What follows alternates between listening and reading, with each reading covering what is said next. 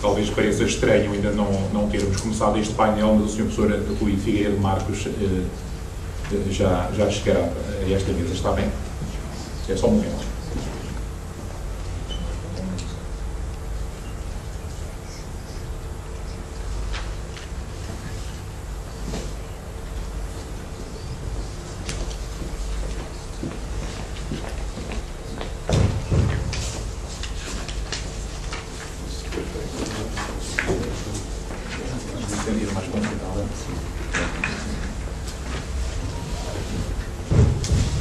Queridos amigos, temos muita sorte na nossa vida e para encerrar este dia de trabalhos iremos ter o elevadíssimo privilégio de ouvir duas comunicações sobre assuntos perenes, demasiado importantes, que nunca desaparecem da nossa vida.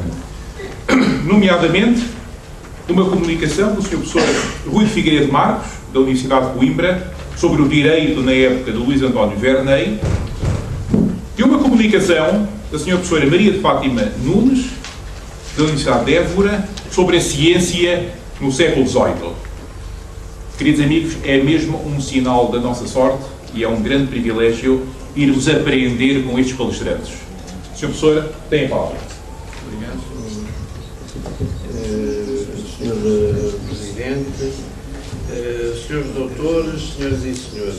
Antes de tudo, cumpre-me agradecer à ilustre Comissão Promotora deste Congresso a nobilitante e atenciosa convocação que me recebi. Saúdo em especial os seus professores António Brás Teixeira, egrégio mestre e amigo e figura cimeira da cultura portuguesa, bem como o professor Esteves Pereira. Decidi subordinar a minha pobre arenga ao título Verney no direito do seu tempo e o direito no tempo de Verney. Um tema cuja vastidão não permite que o eleve à derradeira minúcia. Não ultrapassarei assim lineamentos fundamentais. É o que recomendo ao tempo côngruo que me foi gentilmente dispensado. As ideias iluministas tremeluziam em Portugal quando já cintilavam firmemente além fronteiras. Deve acrescentar-se que o iluminismo não assumiu contornos homogéneos. Sinais particulares apresentam um modelo a que países católicos como a Espanha e Portugal aderiram e cujo polo de irradiação se encontrava em Itália. A mensagem iluminista haveria de ser recebida entre nós através da palavra de Luís António Verney, que crispava em desmentíveis feições italianas. Feições essas desenhadas pela estreita ligação a Ludovico António Muratori e aos seus renomados De Effetti della Giurisprudenza. Uma notável obra saída à lume em 1742. Com 24 anos, surgiu o verdadeiro método de estudar. Numa carta de fevereiro de 1745, Verney confessava a Muratori que havia encontrado o seu livro sobre os remédios para a jurisprudência, escrito em língua vulgar, e que o livro de tal modo lhe agradara que o lera não uma vez, mas muitas. Com certeza que essa leitura repetida não se dissocia do fenómeno de mimetismo que se produziu entre ambos os autores. Verney não fazia leis, nem isso o importava. A sua missão era outra. Tal como o meditino espanhol Bento Fajol havia levado a cabo em relação à Espanha, Verney saiu pela crítica inclemente ao encontro da cultura portuguesa atingida por um estado de letargia estéril. Fez cara aos velhos intelectuais quando aprovou em Lisboa o verdadeiro método de estudar. A recebê-los esteve um visitador da Inquisição e logo se ergueram como libelo famoso os mais sérios embaraços para que obtivesse licença para correr. No entanto, acabou por circular e o frade Barbadinho impugnou judiciosamente tudo aquilo que até então parecia um baluarte inexpugnável da ortodoxia. Repeliu com rispidez a tradição aristotélico-escolástica. Ao mesmo tempo, entendia necessário libertar a filosofia da estreiteza peripatética e torná-la independente da teologia. As subtilezas deviam ceder o seu lugar ao culto experimentalista. Só as ciências experimentais alcançavam a verdade porque só elas explicavam as coisas racionalmente. Também, em nome da observação do real, verberou a faustosa eloquência literária da época. Sobre o sistema de ensino recaiu a crítica de Verney com o alarde de um violento libelo. Quanto às faculdades de leis e de cânones, censurou asperamente as orientações escolásticas ou bartolistas, preconizando as histórico-críticas ou cujacianas. Do mesmo passo, advogava a implantação do método expositivo sintético-compendiário, tomado do alemão Ainésios, um jurista cujo merecimento crescia aos olhos do nosso estrangeirado pela atenção que dedicara à história do direito romano-germânico. A Verney, no que nos importa mais agora lembrar, repugnava a confrangedora ignorância da história no seio dos juristas. Encontravam-se muitos tidos por grandes jurisconsultos, os quais, dizia Verney, aliados do puro texto que estudaram, são tão rudes que parecem chegados novamente do Paraguai ou do Cabo de Boa Esperança. Falando em certa ocasião com um destes de grande fama, e guiado desta comum preocupação, intuiu em matéria erudita própria daquela faculdade em que casualmente se falou no imperador Alexandre Severo e concedeu aos jurisconsultos, ficando pasmado quando vi, ele, Verney, que o homem não me entendia, e ainda me admirei mais quando disse que, ocupado com as suas leis, não tivera tempo de se aplicar à história. Ora, a história de Roma revelava-se luminosa para o correto entendimento do ius romano. Verney converteu-se em pregoeiro do valor essencial da explicação da história para alcançar a inteligência da lei. Ao ouvir dizer a um jurista que desconhecia a história civil e a um teólogo que estranhava a história da Igreja, logo dava por assento que nenhum deles sabia leis ou teologia, porquanto a história constituiu uma parte principal destas duas faculdades, sem a qual não é possível que um homem as entenda. Tal o juízo fulminante de Verney, que não omitiu também a necessidade de o jurista se entregar ao estudo do direito pátrio e da sua história no âmbito de uma formação que pretendia integral. Assim, ao verdadeiro jurisconsulto não se dispensava o domínio de um florilégio de saberes que, apesar da evidente preferência concedida à vertente histórica, incluía aspectos tão dispares como o direito natural e das gentes, a arte oratória, os cânones, a teologia e a legislação dos países estrangeiros. Senhoras e senhores, a golpes de inconformismo, o espírito de missão cultural de Verney acabou por produzir os seus frutos. A recriação de uma nova forma mentis no plano jurídico realizou-se a partir de 1772 com os Estatutos Pombalinos da Universidade de Coimbra. Consumar é este notável documento legal um processo evolutivo desencadeado em 1770 pela Junta de Providência Literária, que havia recebido a incumbência de examinar as causas da ruinosa decadência da Universidade, de modo a apontar as soluções para lhes pôr coro. Os resultados alcançados pela referida Comissão vieram à luz no compêndio histórico do Estado da Universidade de Coimbra, ao tempo da invasão dos denominados jesuítas, era assim que se dizia, onde se retomaram diatribes e sugestões da obra do Frade Barbadilho. Na verdade, o famoso compêndio histórico reafirmava, na esteira de Verney, a aliança que cumpria estabelecer de modo íntimo entre o direito e a história, devendo esta preceder e acompanhar perpetuamente os estudos jurídicos. Elevada à alma da jurisprudência, a história convertia-se em paradigma interpretativo como a tocha mais luminosa que clareava o sentido quantas vezes obscuro das normas. Não podia o compêndio deixar assim de deplorar o juízo funesto daqueles representantes da velha ortodoxia, como o saído da pena do disfarçado Frei Arsénio que votava a história a um desprezo desdenhoso. O seu interesse por parte dos juristas nunca passaria de uma boa curiosidade, mas que tocava à impertinência. Exaltante do valimento da lição histórica no palco esquecido da legislação nacional, o compêndio histórico aconselhava uma permanente fidelidade às fontes e o constante socorro das ciências auxiliares, para além de preconizar um indispensável recurso à história da literatura jurídica, que constituía um seguro critério aferidor do progresso do direito e do seu ensino. O compêndio armou-se ainda de fortes razões abonadoras do direito natural, posto que sem arrepio de orientação histórica e nacionalista que o entreteceu. Coroando a servíssima objurgatória encerrada no compêndio histórico, estatutos novos operaram uma verdadeira revolução no ensino universitário, mormente na Faculdade de Leis e na Faculdade de Cânones. Figurou-se ao legislador pombalino que, sem um golpe abrupto de miúda ordenação, resultaria impossível destornar o vicioso magistério de raiz escolástica, o qual tinha por si a tremenda força de uma secular vigência. De facto, pulsa em toda a reforma a intenção de nada ser deixado ao arbítrio de professores e de alunos. A Carta de Lei de 1772 assumia-se frontalmente como o mestre dos mestres, situava-se nos antípodas do princípio da autonomia científica e pedagógica. Desde logo se impugnou o ensino jurídico tradicional no que dizia respeito ao elenco das disciplinas adotado, que até então se consumia no estudo do Corpus Juris Civilis e do Corpus Juris Canonici. Os cursos daí em diante passaram a iniciar-se por um conjunto de cadeiras propedêuticas, onde avultavam disciplinas históricas e filosóficas. Segundo os estatutos, nenhum direito podia ser bem entendido sem um claro conhecimento prévio, assim do direito natural, como da história civil das nações, e das leis para elas estabelecidas, tornando-se estas pré-noções indispensáveis a uma sólida hermenêutica jurídica. Tal representava a patente convocação da ideia de história prolegómeno, para utilizar uma expressão de Gamaqueiro. Na linha traçada surgiu de imediato, no primeiro ano, uma cadeira de Direito Natural comum a ambas as faculdades, que incluía o estudo não só do Direito Natural em sentido estrito, mas também do Direito Público Universal e do Direito de Agentes.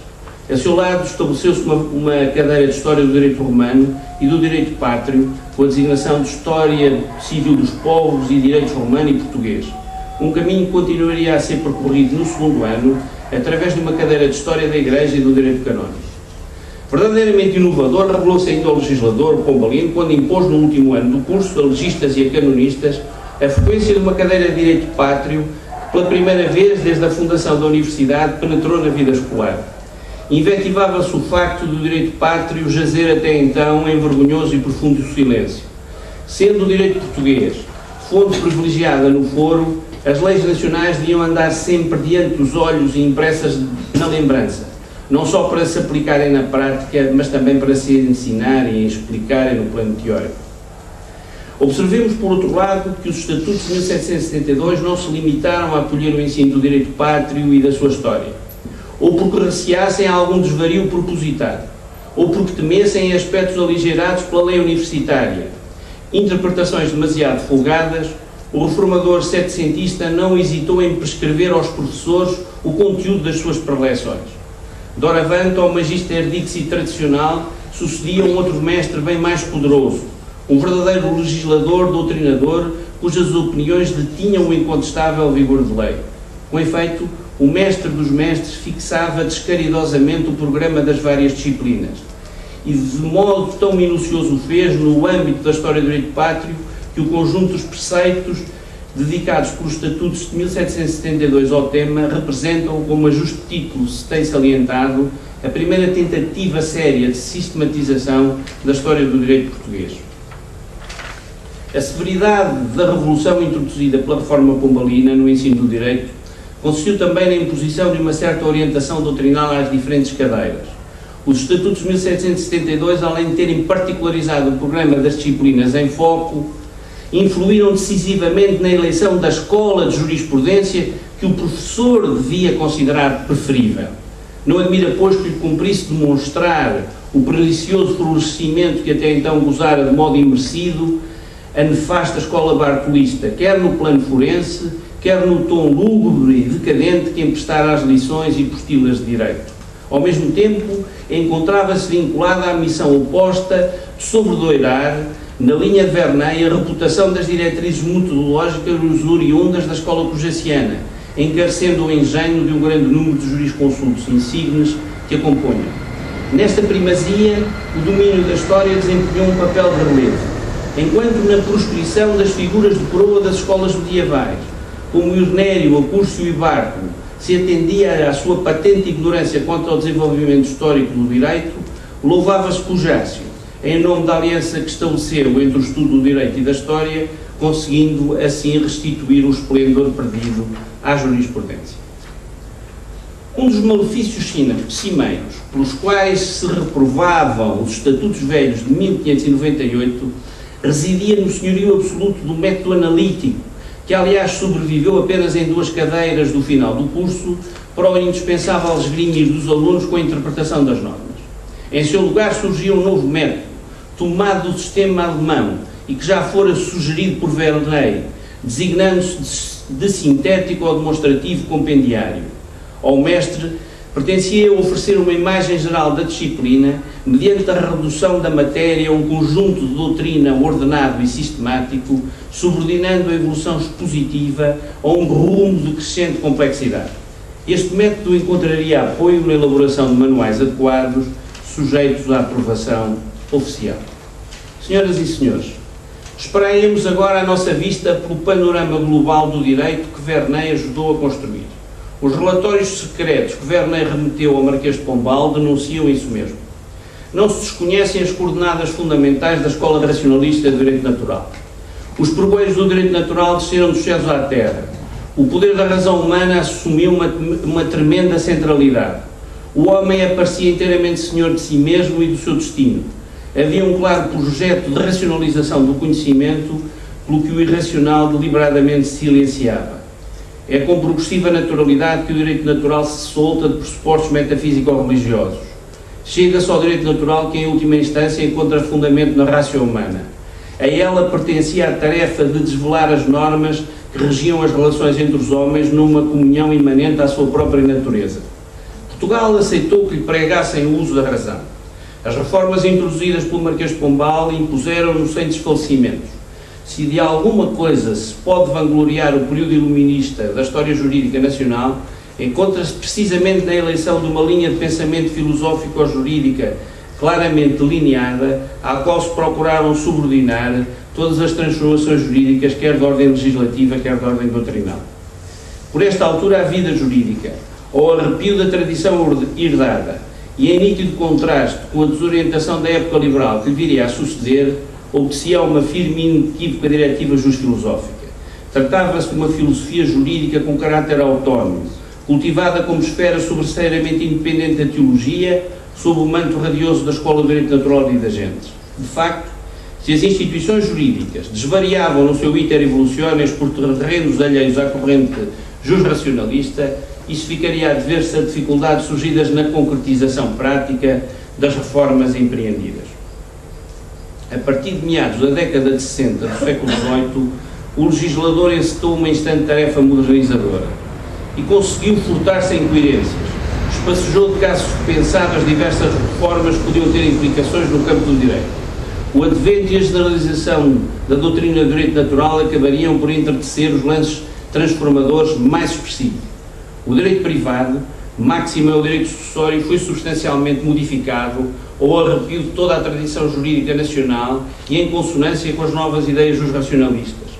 Logo em 1766, através de uma lei de 25 de julho, este diploma entibiou de forma drástica o direito de testar, sob o pretexto de garantir a autenticidade da voluntas do testador. Visava colocá-lo ao abrigo de eventuais sugestões ou maquinações que lhe toldassem o ânimo. Mas foi a lei de 9 de setembro de 1769 que se tornou um verdadeiro templo da adorácio jus-naturalista no seio do direito sucessório português. A pretexto de esclarecer o diploma anterior, a nova lei refundava-se à luz de várias considerações de ordem filosófica, de modo a apresentar um novo código de todo o direito sucessório da época. A recriação da censura constituiu um outro momento em que esteve presente a necessidade de conhecer os alvitres de procedência jus-racionalista. Em 1768 dirigiu o Marquês de Pombal, em prol do restauro da fama da nação portuguesa, tão denegrida andava pelas críticas acerbas das nações europeias mais polidas, uma estrutura censória violentamente regalista, mas enraizada nas exigências da época. Uma ponderação logo se impõe. Se o decreto de abril de 1768, que criou a Real Mesa Censória, mostrava todo ele o impenitente furor regalista, já no regimento do mesmo tribunal, de 18 de maio de 1768, o espírito da ilustração não deixava de tremuluzir serenamente. Impunha esta lei que o presidente da mesa fosse um varão sábio e que os seus deputados, entre os quais se contariam teólogos, juristas e políticos, para poderem formar bom juízo da grande variedade dos livros que tinham de examinar, recrutar-se-iam na sua maior parte do alfobre dos professores da Universidade de Coimbra. E, além de outras matérias, teriam de conhecer os direitos divino, natural e das gentes e todas as espécies do público universal e particular, canónico, civil e pátrio. Deveras elucidativos surgiram ainda os critérios legais de apreciação que os relatores deviam seguir acerca das obras jurídicas que lhe eram distribuídas. O regimento censório distinguia os livros que incorporavam fontes de direito das obras de mestres originais de reconhecida autoridade. No primeiro caso, ao deputado cabia traçar a história do corpo de leis, mencionando quer a aceitação que entre os sábios doutores da Europa merecia a coletânea jurídica em preço, quer as razões da sua observância nos diferentes países estrangeiros e em Portugal. Quanto à segunda categoria de obras, a de literatura jurídica propriamente dita, o relator estava incumbido de compendiar a vida, profissão e reputação do autor, fornecer uma ideia sintética do conteúdo dos seus trabalhos, elaborar um catálogo dos escritores, tanto críticos como apologéticos, dos estudos submetidos à censura, e concluir finalmente com o voto sobre o merecimento do autor e da sua obra. Portanto, basta para se perceber que a férula censória não vivia dissaboreada das correntes jurídicas racionalistas que pontificavam na Europa setecentista. Se o rosto da censura refletia certamente essa filiação regalista, era, sem dúvida, aformoseado por indesmentíveis parecências iluministas. Não admira, por conseguinte, que em matéria de censura da literatura jurídica existisse uma harmonia perfeita entre o espírito dos deputados da mesa censória no desenvolvimento da sua atividade e aquelas outras medidas legislativas posteriormente estabelecidas e destinadas a modernizar o direito português. Senhoras e senhores, mostrava-se incontestavelmente semelhante a traça filosófico-jurídica que dominava a lógica censória e os critérios científico-práticos estabelecidos na Lei da Boa Razão e na linha geral do ensino do direito prescrita pelos Estatutos da Universidade de 1772. O reformismo setecentista pugnou para o direito português que o direito português se adequasse às correntes jurídicas da modernidade, em especial ao estrondear da boa razão. A lei cumpriu essa tarefa. A tremenda pluralidade do sistema das fontes jurídicas, típica do longo arco temporal desde o direito romano ao ius commune, foi sofrendo golpes compressores. O direito pátrio passou a ser representado pela lei revigorada, por um costume entibiado e pelos estilos da corte que deveriam cingir-se somente aos que tivessem sido estabelecidos e aprovados através de assentos da Casa da Suplicação. Senhoras e senhores, no diálogo histórico travado entre o costume e a lei, em que o vociferar desta última acabou por silenciar o primeiro, a lei estugou nesse sentido o passo na segunda metade do século XVIII. Em intervalos surgiam providências legislativas que afrontavam agramente o conteúdo de algumas práticas costumeiras de há muito enraizadas entre nós. Por via de regra, inspirava-se no fundo retórico do direito natural. A contraposição iluminista entre a traditio e a ratio encontra-se bem presente, por exemplo, na Carta de Lei de 23 de novembro de 1770, que estabeleceu o caráter personalíssimo dos ofícios providos pelo monarca e somente dados em vida. Em reponderação estava a velha tendência da sucessão dos filhos nos ofícios dos pais. Ora, a almejada racionalização no provimento dos ofícios alicerçava-se à luz do diploma de 1770 numa fundamentação pressentidamente jusracionalista.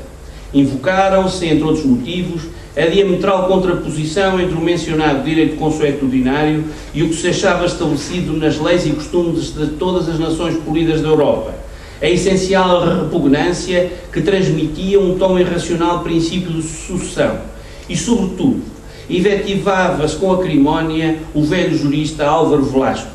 A ele se imputava a paternidade da nefasta ideia, seguida pela doutrina de alguns famigerados doutores que se encarregaram de divulgar a decisiva corruptela. A luminosidade jusracionalista que incidiu sobre o costume reluziu ainda mais com a Lei da Boa Razão. Na verdade, esta providência legislativa não se bastou em assegurar a supremacia definitiva da lei em relação ao costume. Para além de não ser contrário à lei de ter mais de 100 anos de existência, impunha-se que este fosse conforme à boa razão.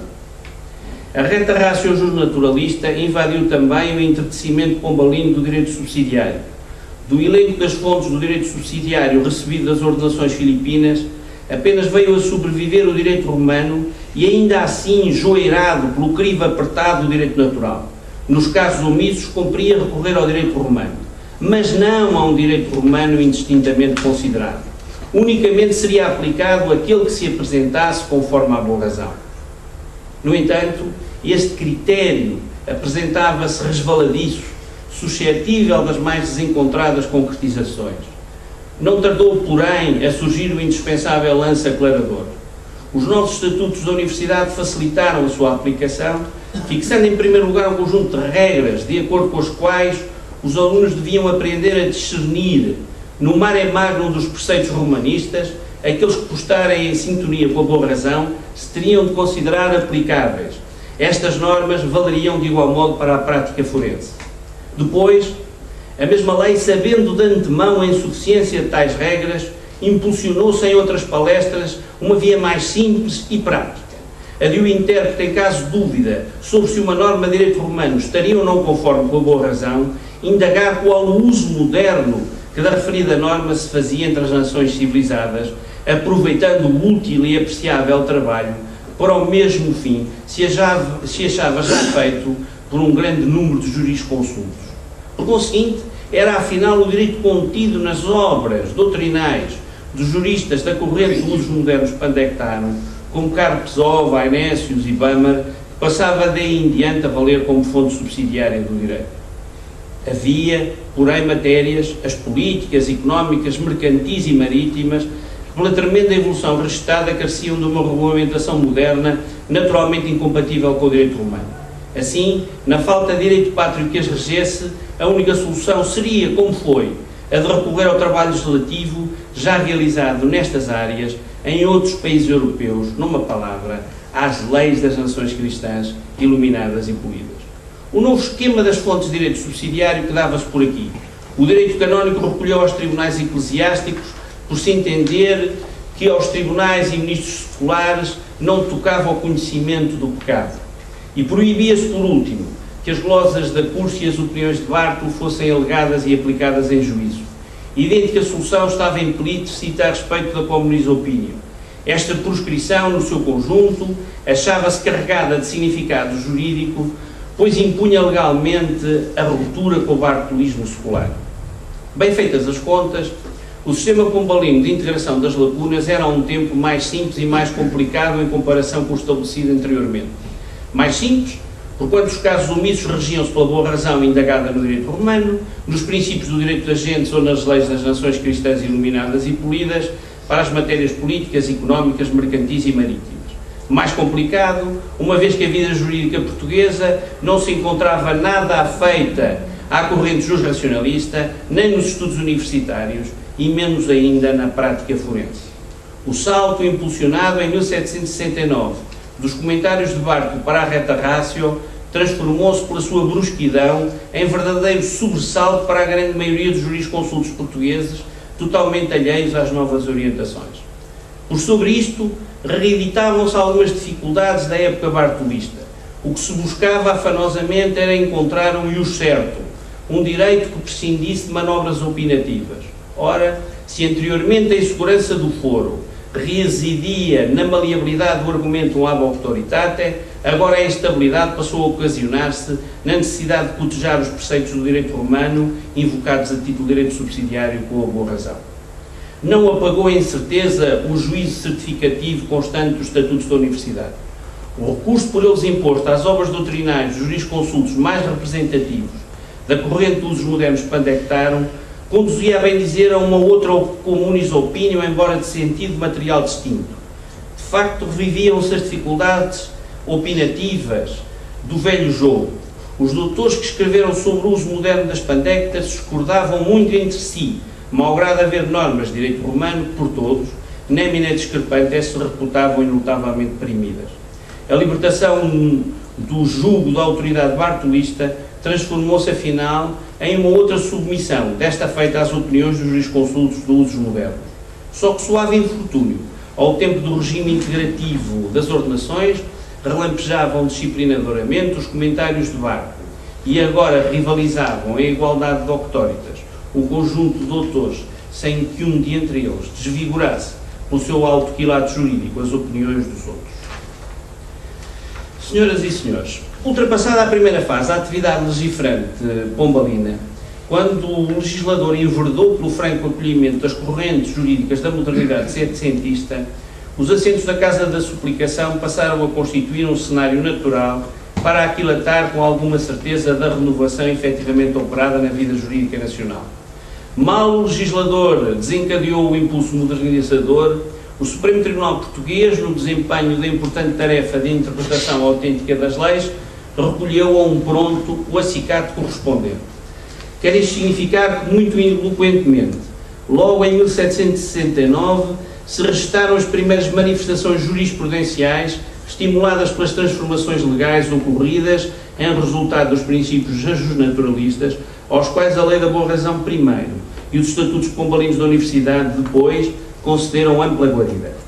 Na verdade, os assentos proferidos na Casa da Suplicação, a partir do final da década de 60 do século XVIII, revestem-se de particular significado, enquanto conquistam para si o papel de liderar o processo de recepção jurisprudencial das novas ideias dos naturalistas. Além da resolução dos casos concretos que suscitavam momentosas dificuldades dentro das modernas orientações doutrinais, a Casa da Suplicação concitou, sobre a sua atividade interpretativa, maiormente em matéria de direito sucessório ou direito comercial, as atenções de todos os tribunais do Reino, na medida em que o passado jurisprudencial português se achava deserto de soluções configuradas segundo a perspectiva do justnaturalismo e do uso modernos pandactar. O Supremo Tribunal Português não deixou até, conversando de si para consigo, e em especial para os seus destinatários, aqueles a que ele recorria, ou mesmo equivale a dizer a magistrados e advogados, de esclarecer quando é que havia necessidade das suas intervenções autenticamente aclaradoras. O assento de 24 de março de 1753 ensinava que se devia tomar assento para não se experimentar variedade julgar, e o assento de 24 de maio de 1785 sustentava, inclusive em termos também pedagógicos, que cumpria o Supremo Tribunal de Justiças decidir sobre a inteligência das leis, sempre que se movesse dúvida, ou entre magistrados, ou entre advogados, acerca do verdadeiro sentido das normas jurídicas, tal qual prescrevia a lei de 18 de agosto de 1769. Fica muito para além do horizonte desta modesta intervenção a análise dos registros jurisprudenciais afeitos às novas orientações. De todo modo, abraçaram os ditames da razão, aquela grande lei, como escreveu Filipe José Nogueira Coelho, que governa todas as gentes, que domina todas as leis. Senhoras e senhores, é tempo de concluir. Do panorama que traçamos, múltiplos filamentos o ligam a Verneuil. A mesma guerra ao argumento da autoridade e à peste opinativa. O mesmo voto na descontaminação das fontes jurídicas dos enredos doutrinais escolásticos, já que, no acerto de Jean-Baptiste Vico, os textos das leis ficavam como que sufocados pelas opiniões dos doutores. A mesma devócia pelo valor do direito natural. A mesma exaltação da história como um anzol de ouro na interpretação das leis. A mesma acrimónia contra o rambulismo e a chicana na aplicação do direito. Raros homens fazem o tempo da sua cor. Verneuil foi certamente um deles.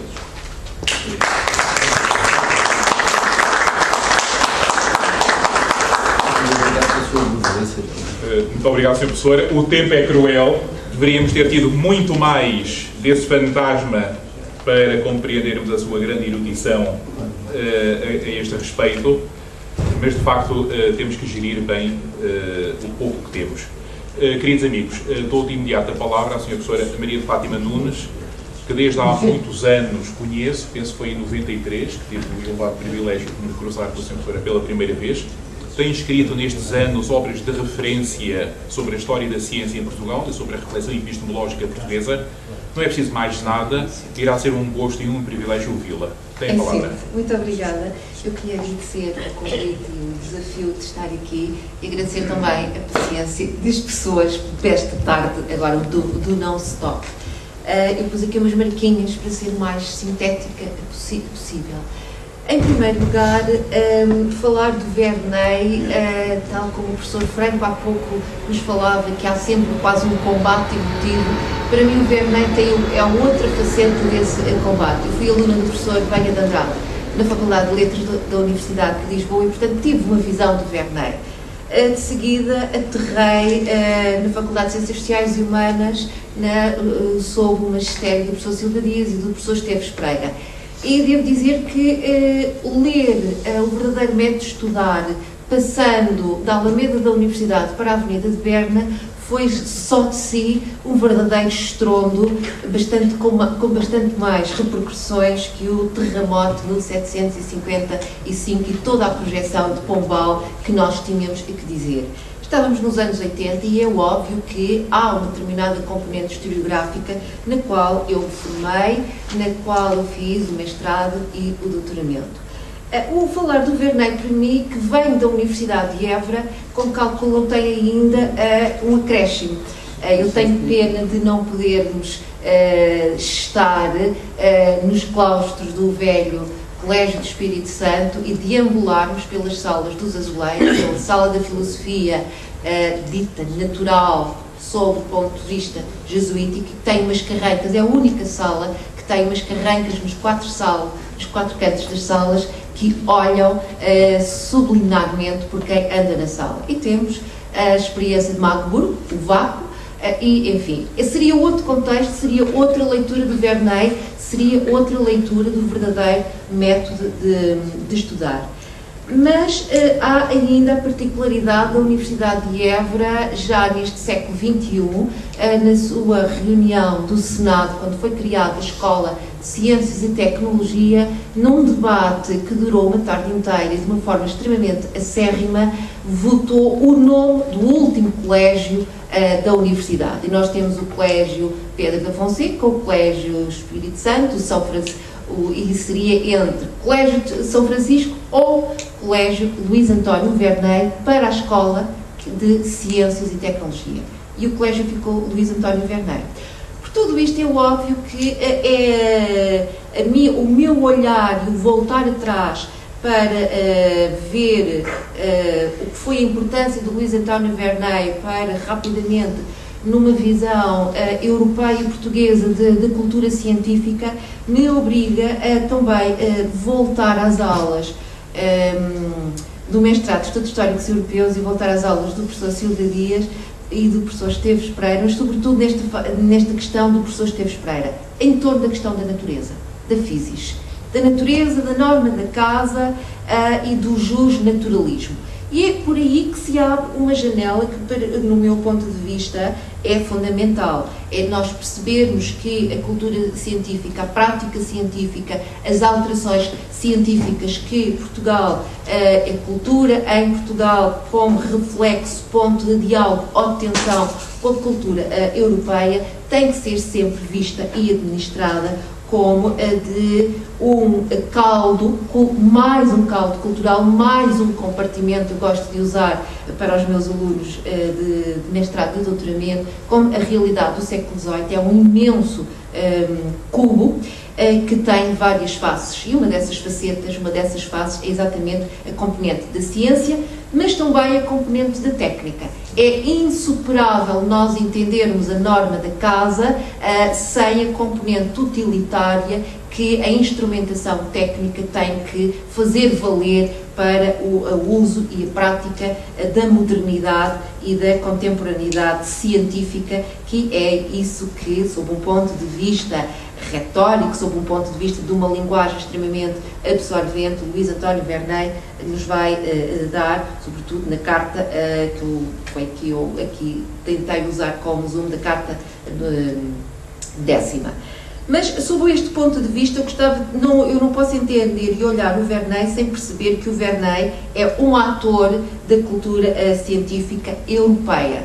E tendo em conta que, sob o ponto de vista da estrutura portuguesa, ele atravessa as luzes joaninas, que têm determinado tipo de configuração, ele é protagonista das luzes josefinas, do Sebastião José, eu também prefiro aqui usar o Sebastião José e não depois a figura do Marquês de Pombal, mas vai ser também, na fase final, um dos protagonistas do novo fenómeno que chega à sociedade portuguesa pós-Pombal, da sociabilidade científica, da Academia das Ciências. E, portanto, é necessário nós percebermos que o enquadramento de introduzir e de falar na experiência numa nova visão da natureza e, sobretudo, de ter como livro de referência e obra de referência o Newton, o século newtoniano, os novos newtonianos, depois da desdivinização da história, que o professor Norberto Cunha chamou muito bem a atenção já no final dos anos 90 para a importância desse círculo ilustrado em torno da Academia de História, de Jacó de Castro Sarmento, de todo o núcleo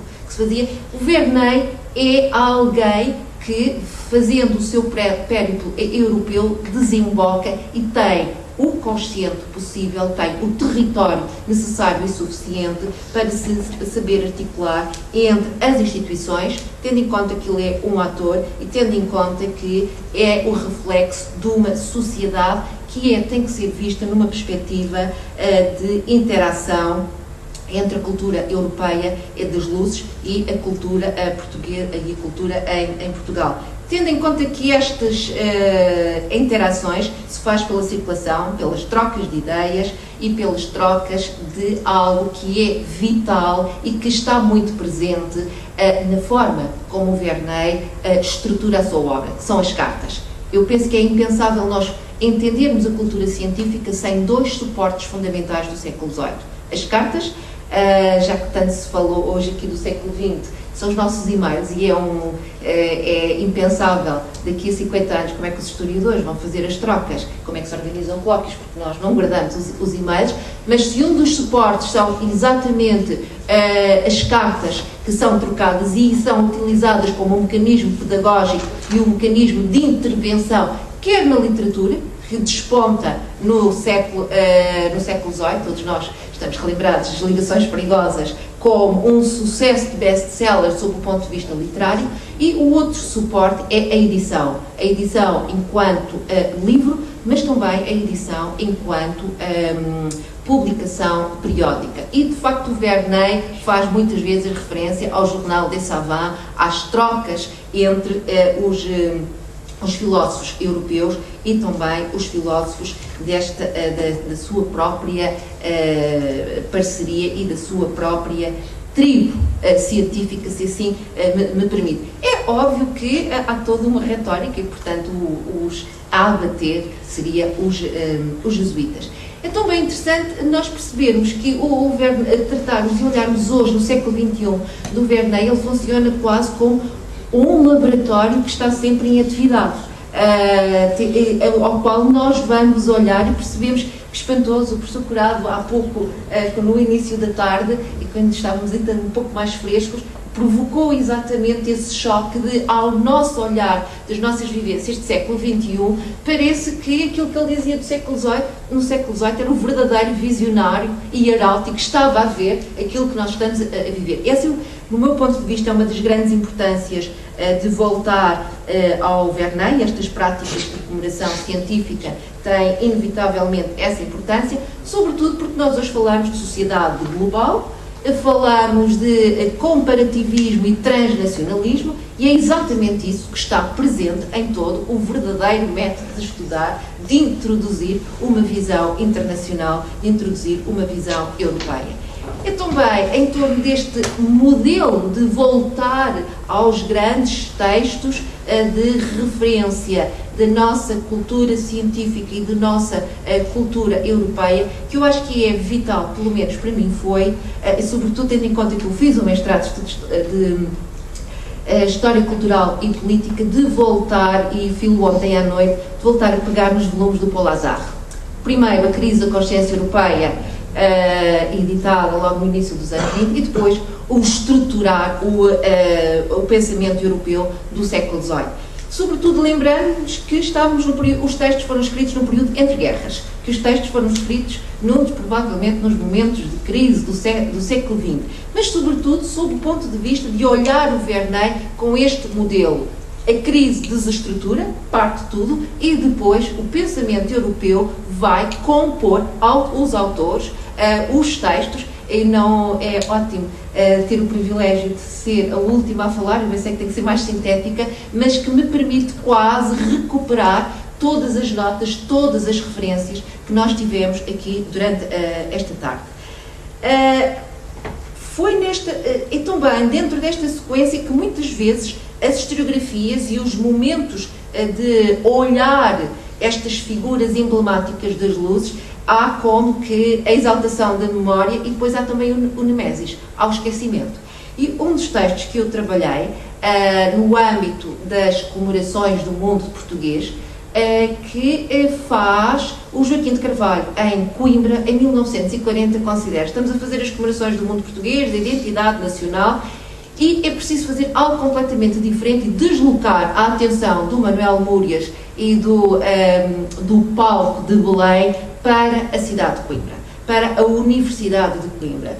E promove e consegue os dinheiros e capacidade organizativa suficiente para o 8º desse congresso. A atividade científica, história da atividade científica em Portugal, curiosamente, as balizas temporais são o oposto de toda a noção de história que os congressos de 1940 existiam. Ou seja, os congressos de 1940 não há historiadores para século XVIII, daí a importância do Bosch de Macedo um pouco mais tarde, e este grupo organizado e a pedido do Joaquim de Carvalho vai fazer exatamente a história da cultura científica em Portugal do século XVIII ao século XX. Antes, a ciência pertencia aos descobrimentos. E é aí que nós encontramos um texto que é o outro lado dos textos do professor Benha de Andrade. É um texto de Luís Cabral Moncada, um iluminista português do século, ponto. Luís António Verney. E este texto, que está a par de todos esses textos e que é óbvio que em torno da modernidade científica que é preconizada e que o Luís Cabral Moncada vê nos textos do Verney, nós intuímos que há ali uma componente também de um discurso justnaturalista e de uma nova visão do direito. E isto é importante para nós percebermos que as cartas e toda a obra de Luís António Verney tem que ser vista como um périplo e como algo total e como algo que deve ser complementar e que nos permite entender a grandiosidade em termos epistemológicos de se perceber que o ator do verdadeiro método de estudar tenha sido em Portugal o representante, se não o introdutor, de um sistema ou de um mundo de ideais que na sua origem e estrutura ideológica tinham muito pouco de nacional. Luís Cabral Moncada, 1940. Eu não vou ler os outros papelinhos, exceto um dos últimos que eu tenho aqui, que é, já no final do século XX, num outro contexto, Luís António Verney, imbuído de uma cega militância racionalista decorrente da sua convicção de que a razão era não só a fonte da verdade, mas do bem, procurou não só atualizar e aplicar a matriz newtoniana de inteligibilidade natural às mais recônditas partes do corpo humano, mas, simultaneamente, libertá-lo dessas forças obscuras e das terapêuticas nazinheiras que o acorrentavam. E este texto é do professor Norberto Cunha. O que é importante nós percebermos porque que a sequência da Carta 10 vai ter depois a Carta 12 em torno da medicina e das relações entre a física e a medicina. É também entender que o século XVIII é o século da desdivinização da natureza, mas é também o século da dessacralização do corpo. E não vamos aqui perorar sobre a importância do anfiteatro anatómico na reforma da Academia da Universidade de Coimbra e por aí fora. Mas o que me parece vital é entender estes conselhos. O verdadeiro método de estudar é um diálogo quase, não é ainda tão excitante como Teodoro de Almeida, depois para a recriação filosófica, mas não deixa de ser cartas extremamente estimulantes. E o que é de estimulante no conjunto dos textos da Carta 10? Eu retirei a retórica anti-jesuítica, era necessário criar um suporte de argumentação para essa mesma exposição. Sintetizava em 3 ou 4 tópicos. A importância da filosofia cartesiana, que já tinha sido introduzida pelo engenheiro Mor do Reino, pelo Azevedo Fortes. É fundamental nós inserirmos o Luís António Verney nesta senda de racionalismo do século XVIII e, sobretudo, pela componente técnica e não científica que os engenheiros e, sobretudo, a saga do Azevedo Fortes, enquanto um dos representantes da família, tinham para a reorganização do território e para a importância do território, que era não apenas a metrópole, mas também o Brasil, a importância do Newton e observar a natureza, experimentar, registar, colocar em causa aquilo que os textos peripatéticos diziam. E isto é importante apenas para se perceber a dinâmica do que, em termos filosóficos, nós poderíamos, penso eu, chamar a construção epistemológica do conhecimento. O Verney diz que todos os dias há que rever, há que construir. Bom, mas ver a natureza, registar, entender e perceber qual